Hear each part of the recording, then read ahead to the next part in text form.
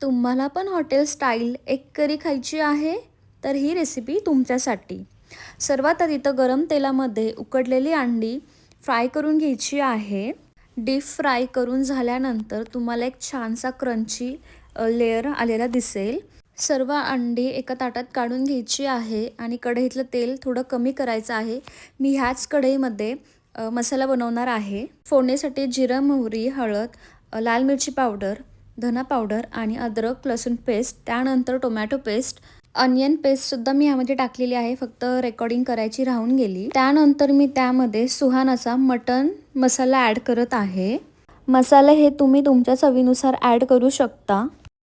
मसाले छान मिक्स आणि फ्राय झाल्यानंतर त्यामध्ये मी फॉगने असं फ्रेकल करून घेत आहे, कारण की मसाला पूर्ण आतमध्ये मर्ज झाला पाहिजे.